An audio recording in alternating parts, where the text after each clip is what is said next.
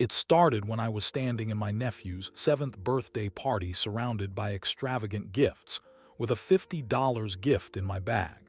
It made me feel jealous. I want to start in the hotel room. Not the party, not the drive, not the 6 hours of motorway with the radio on low and the window cracked slightly because I always drive with the window cracked slightly, a habit I've had since I was 19 and couldn't afford a car with working air conditioning. I want to start in the hotel room because that's where it happened, and if I start anywhere else I'll spend too long building up to it and lose the nerve. I'm sitting on the edge of a hotel bed in Leeds. It's Saturday evening. It's June.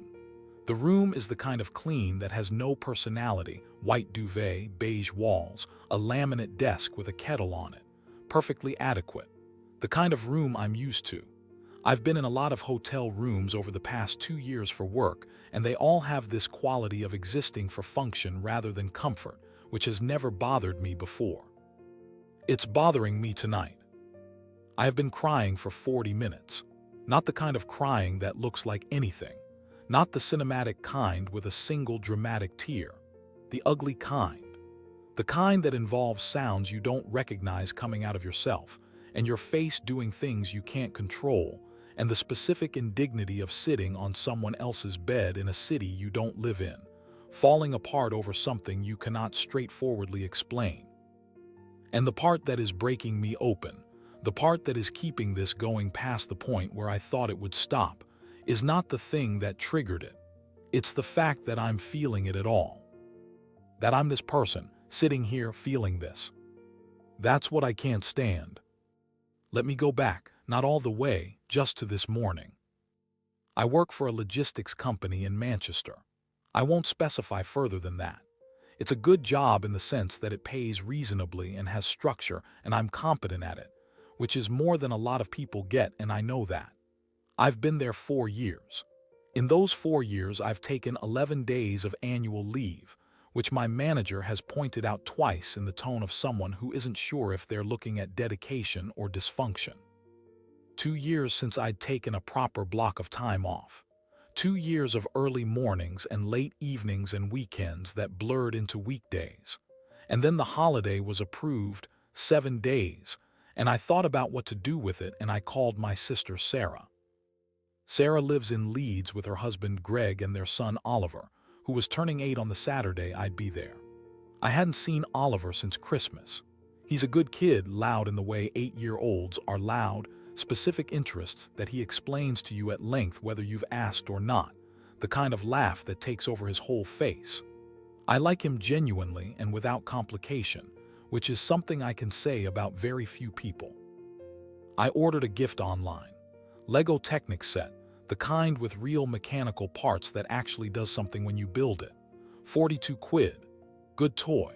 Not nothing. I researched it, read the reviews, made sure it was age appropriate and the kind of thing he'd actually engage with rather than open once and leave under his bed.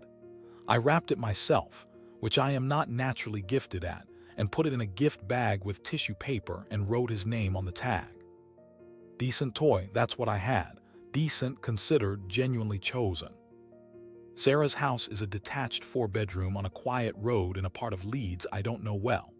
I'd been once before, at Christmas 2 years ago, and remembered it as large and warm and slightly overwhelming in the way of houses that are very well kept. Greg works in finance. Sarah gave up her job when Oliver was born, and has been what she describes as freelancing in events coordination since, which from what I can tell means she organizes things for other people's money and is extremely good at it. I arrived at 11 in the morning. I had a bag in the boot with enough for a week, a gift bag in my hand, and the particular good mood of someone who hasn't had a Saturday with nowhere to be in 2 years. I rang the bell. Sarah opened the door, already slightly frantic in the way of a person mid-event, and kissed me on the cheek and told me I looked tired and that I should put my bag in the spare room and come straight out to the garden because people were already arriving. I went through the house, which smelled of catered food, that specific warm professional smell that isn't home cooking, and out through the bifold doors at the back. I stopped in the doorway. The garden is large. I knew this from Christmas. What I didn't know was what it looked like dressed for a party, which turns out to be a different thing entirely from what I'd imagined. There were tables, white-clothed, catered with those little chalkboard signs indicating what was on each platter. There was a balloon arch, not the kind you buy from a shop, the kind you hire someone to construct in blue and silver, Oliver's favorite colors, Sarah had mentioned. There was a dessert station with a professional cake surrounded by smaller individual cakes, all themed, all matching. There were approximately 30 children and 40 adults. And there were gifts. I want to be precise about this because precise is more honest than dramatic. There was a table designated for gifts. It was a long table. By the time I was standing in the doorway, it already had things on it that I was having difficulty categorizing as birthday presents in any framework I had grown up with. A full-sized electric ride-on car. Not a toy car in the traditional sense. A functioning electric vehicle scaled for a child, the kind I'd seen advertised online and had once looked at the price of out of idle curiosity. Several £100 at minimum. There was a designer bike, a proper one, adult quality scaled down, with the brand visible and the kind of paint job that does not come cheap. There were large box sets I couldn't identify from a distance. There were bags that had the particular weight and care of things chosen expensively. I stood in the doorway of my sister's house with a 42-pound Lego set in a gift bag, and I did something I am not proud of. I counted. Not obsessively, not with a notebook, just standing there long enough calculating. The gifts I could see. The food spread across those catered tables. The balloon arch, the dessert station, I noticed it then at the far end of the garden, the professional photographer moving through the guests with a long lens. They'd hired a photographer for an 8-year-old's birthday. I stood in that doorway and I did the math, and the number I landed on, conservatively, was somewhere north of $70,000. I know that sounds extraordinary. It's not. It's what happens when 30 families arrive with expensive gifts and a catered event is organized by someone who knows exactly what professional events cost. $70,000 for an 8-year-old's birthday. I want to tell you I simply noted this and moved on. I want to tell you I put the number away and went and found Oliver and gave him his Lego set and had a nice day. I stood in the doorway for what I think was about 3 minutes, and then I felt it. I don't have a clean word for what I felt. It wasn't one thing. It was several things arriving simultaneously. The way a weather system isn't one phenomenon but several: pressure, temperature, moisture, wind, all becoming each other. There was jealousy. I'll name it because not naming it is cowardice. Jealousy that had Oliver's face and then didn't have Oliver's face and then had a face I recognized from a long time ago. Not Oliver's face. Mine. A 12-year-old version of mine. There was something older and slower than jealousy underneath it. Grief, maybe, though grief for what exactly I couldn't in that moment have said. Loss of something that had never been mine to lose, which is the most disorienting kind. There was rage that had nowhere to go, at nobody, at nothing coherent, at a balloon arch, at a professional photographer, at 42 quid of carefully researched Lego sitting in a gift bag in my hand. And underneath all of that, the thing I only identified later, in the hotel room, which was when it fully arrived, was shame. The sudden corrosive shame of a 38-year-old man standing in a doorway feeling jealous of an 8-year-old's birthday party. The self-directed disgust of recognizing that you are about to feel something very small and very human and very much beneath the person you've been working to be. I found Oliver. I gave him the Lego. He said, "Oh, wicked, I've been wanting this one," and I felt something momentarily ease, the way a hand releases a grip it has been holding too long. And then he was pulled away by 3 other children who wanted him to see something, and I was standing alone in a large professional garden full of people I didn't know very well, and I couldn't stay. I found Sarah. I told her I had a headache coming on and would need to head out shortly. She frowned and started to say something, and I redirected her to the catering table with a question about the food that I don't remember asking. I said goodbye to Greg, who shook my hand warmly and said we'd catch up properly at dinner, and I walked back through the house and out the front door, and I got in my car. I didn't go back in. The hotel is a premier in 12 minutes from Sarah's house. I'd booked it because I didn't want to impose on their space for a whole week, which had seemed like a thoughtful decision when I made it, and now felt like the only piece of luck in the entire day. I sat in the car in the hotel car park for about 20 minutes before I went inside. I made tea with the kettle on the laminate desk. I sat on the bed, and then I started going back, not deliberately. The way you go back when something has been released that had been held and you have run out of energy to hold it again. Her name is Sarah. She's 4 years older than me. She's my sister and I love her, and what I'm about to say has nothing to do with whether I love her, which is one of the things that makes it so exhausting to carry. Sarah had the birthdays. Not extravagant ones by the standard of today's $70,000 garden parties with photographer, but real ones. Parties with friends, with the living room decorated, with the good cake, with presents that had been thought about and saved for. She had the sweet 16th that I remember because I was 12, and I helped blow up balloons the night before and felt important for being included. She had the 18th where Mum cried happy tears and Dad made a speech. She had the 21st where we went to a restaurant, a proper one, not a chain, and there were 12 people around the table, and I remember thinking that this was what being celebrated felt like, this density of people who came specifically for you. She had them.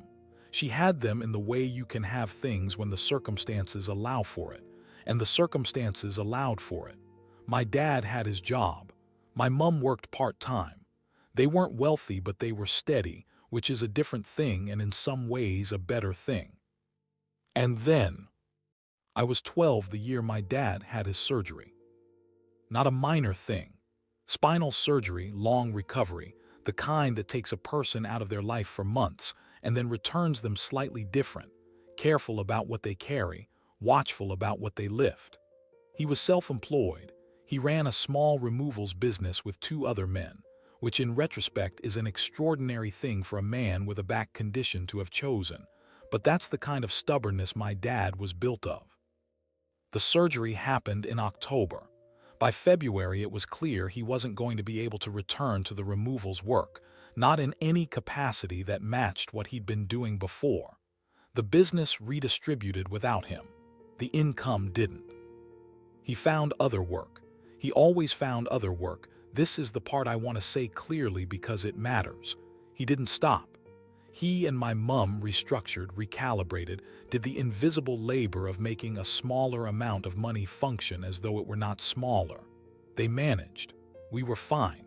We were never not fine in any measurable external sense. But things weren't the same. And things being not the same is a quiet event that doesn't announce itself. It doesn't arrive with a statement. It just becomes the new atmosphere of the house. The way air pressure changes before a storm and you don't notice until you're in it. My 13th birthday was the first one after. Not nothing. My parents made sure it was not nothing. Mum cooked my favorite dinner. Dad found money for a gift that I knew, even at 13, had cost more than they'd told me it cost.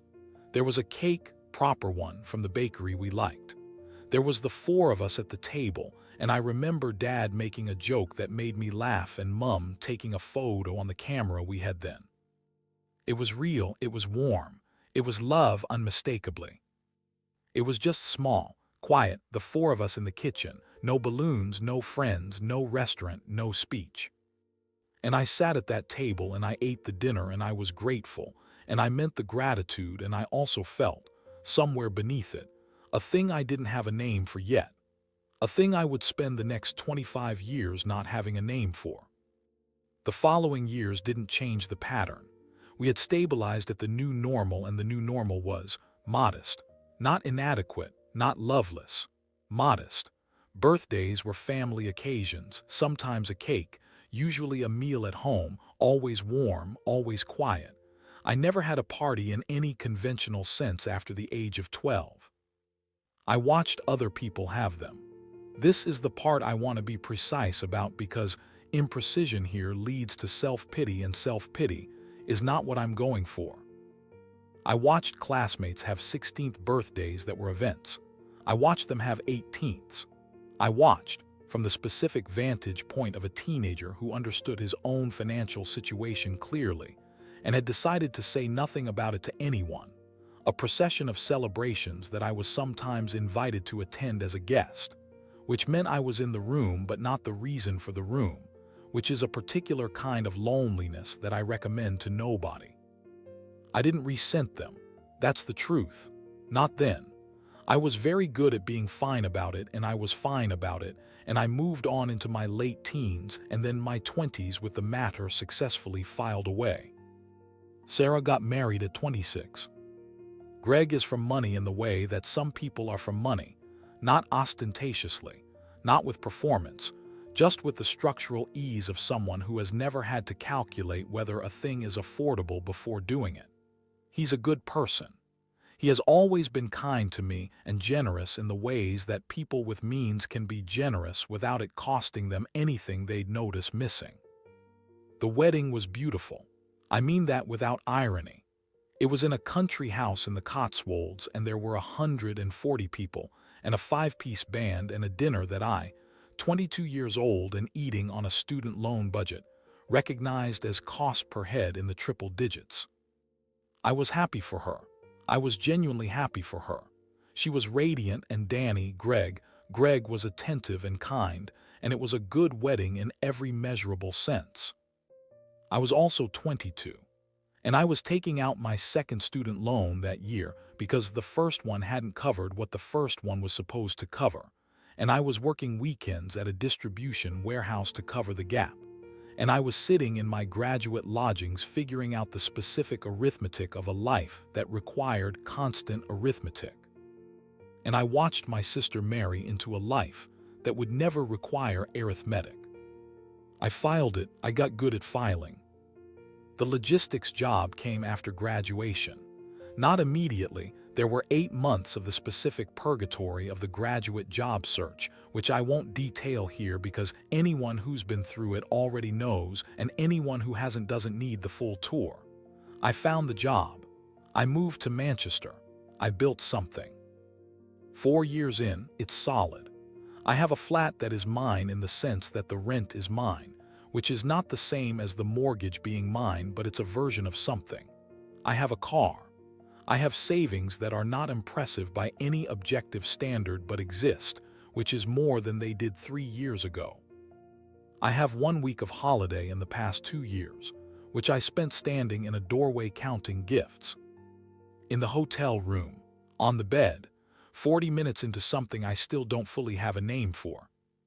I'm thinking about a specific moment at the party, not the gifts generally, one specific moment. I'm standing near the drinks table trying to arrange my face into something appropriate, and Sarah and Greg are nearby, talking to another couple, and someone brings over a gift that is clearly another significant one. I think it was a gaming setup, the kind with a monitor and everything. And Sarah laughs and says to Greg lightly, in the tone of someone for whom abundance is the weather rather than an event, "He's going to have to start giving things away. There's barely room." Just that, said warmly, said without any awareness of anything, the natural comment of a woman whose child has more than he can contain. He's going to have to start giving things away. I heard it, and something behind my sternum moved. Not then. I filed it then. Now in the hotel room I take it out and look at it. He's going to have to start giving things away.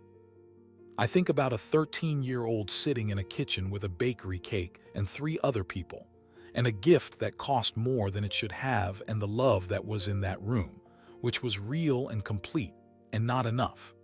I think about a boy who learned to be fine about it, and got very good at being fine about it, and built a life on top of the fine about it. I think about 2 years with no holiday, about the weight of the 42-pound Lego set in a gift bag. I think about my dad at the table making the joke that made me laugh. And then I stop thinking. I stop it because if I let it arrive all at once, it's going to be too much. And it was already too much because it was already 40 minutes ago.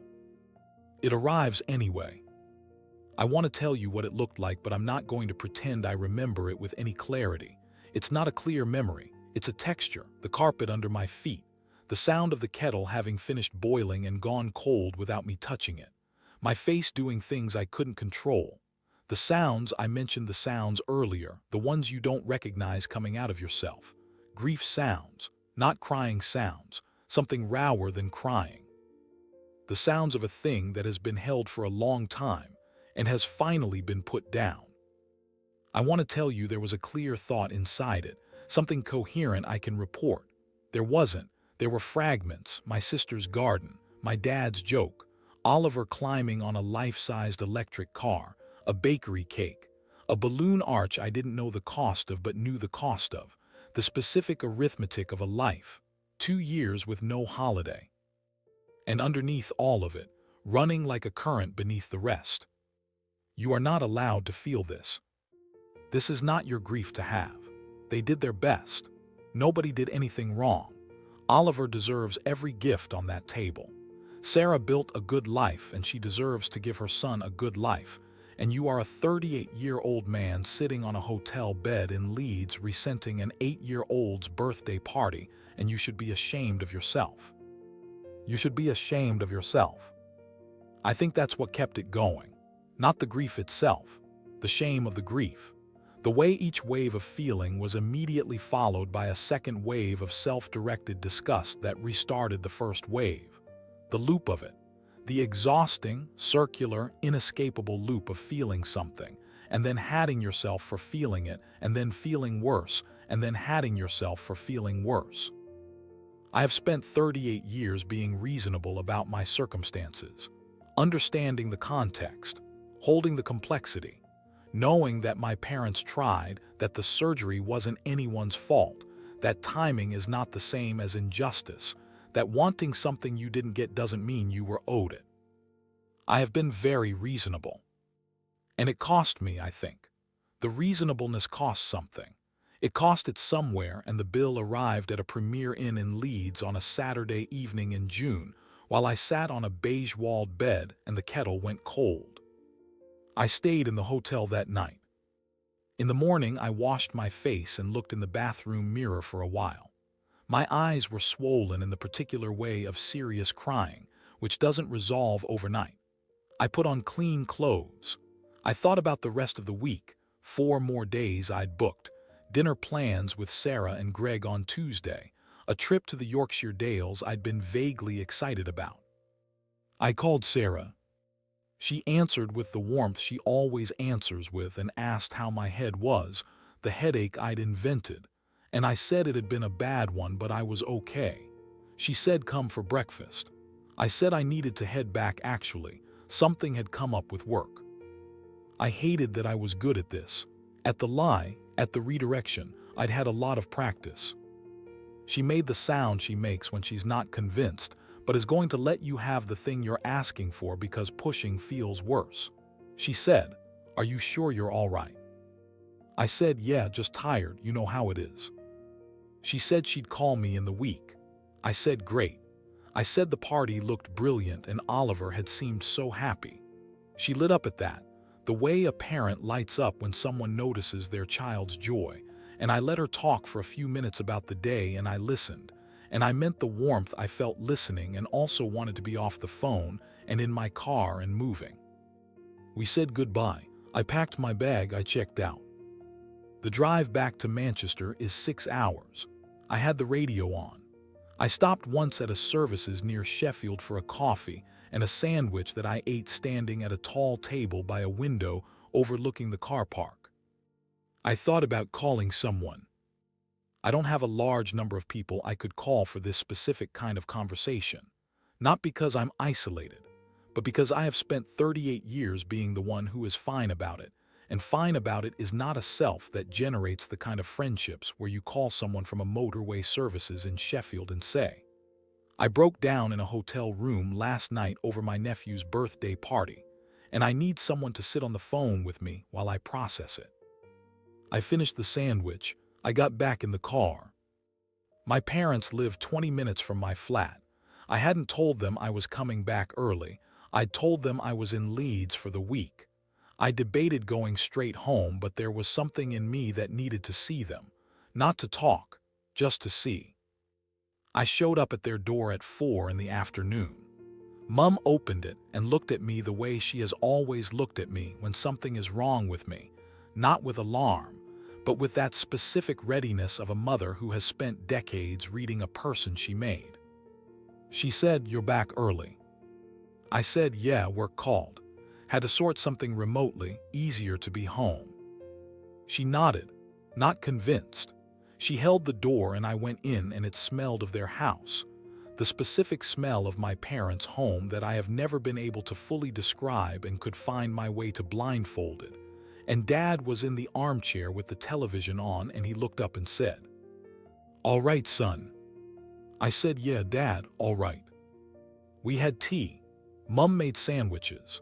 The three of us watched the evening news together, and Dad made a comment about the weather forecast, and I said something back, and Mum topped up our mugs. The most ordinary Saturday evening imaginable. I sat in the armchair adjacent to my dad, and I thought about him at that table. The bakery cake. The joke that made me laugh. The gift that cost more than he told me it cost. The man who lost his job and found another one and did the arithmetic of a smaller life for 25 years without once making me feel like the arithmetic was my fault. I thought, I am not angry at you. I have never been angry at you. I don't know what to do with that. I made an appointment with a therapist 6 days after I got home. Not dramatically, not as a crisis. I just sat at my desk on a Tuesday morning and searched for someone with availability within the month and filled in the form and sent it. Her name is Dr. Akafer. She works out of a practice in the Northern Quarter, which is 10 minutes from my flat on foot, which I factored into the decision. She's unhurried in a way that I am not naturally, and have always found slightly unnerving in other people, and have been learning slowly to find useful. We have talked about the party. We have talked about the birthday that happened when I was 13. We have talked about Sarah and Greg and Oliver, and the gift table and the photographer and the balloon arch. We have talked about the filing, about the specific skill of taking a feeling and putting it somewhere and continuing to function, and about what it costs over a long time to be very good at that skill. She said something in our third session that I've been turning over since. She said, "You've been fair to everyone in this story for a very long time. I'm curious when you plan to be fair to yourself." I didn't have an answer for that. I told her I didn't have an answer for that. She said, "That's all right. That's not a question that needs an answer today." I'm still turning it over. I'm going to take a secondment that my company has been offering for 2 years, a position in Edinburgh, 18 months, covering a gap in their northern operation. I've said no twice. Last week I said yes. I don't think it's running away. I know that's how it can look, and I've thought about how it looks, and I've decided I don't care how it looks. I think it's the thing I was supposed to do 2 years ago when they first offered it, and I didn't because moving felt like admitting something I wasn't ready to admit. I'll be closer to Sarah geographically, oddly. A different city but a shorter drive than Manchester. We spoke on the phone last week, properly spoke, not the performed fineness of the Leeds weekend, and I told her I was moving for work, and she said she was glad. That I seemed like I could do with a change of scene. She didn't ask what was wrong at the party. She must have known something was. She let me have it.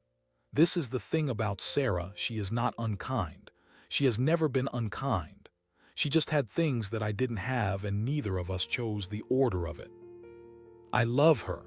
I'm still working out what to do with everything else. I have the Lego set receipt in my email. £42.49, free next day delivery. I've thought about deleting it. I keep not deleting it. I don't know what I think it means that I keep not deleting it. Dr. Akefer would probably have something to say about that. I'll ask her on Thursday. Hey dear listeners, this is Talks from the Net. Thanks for listening. If you like the content, then please like, share, and subscribe to my channel for more stories. You can also find me on Spotify, Instagram, and Facebook too. See you on the next video.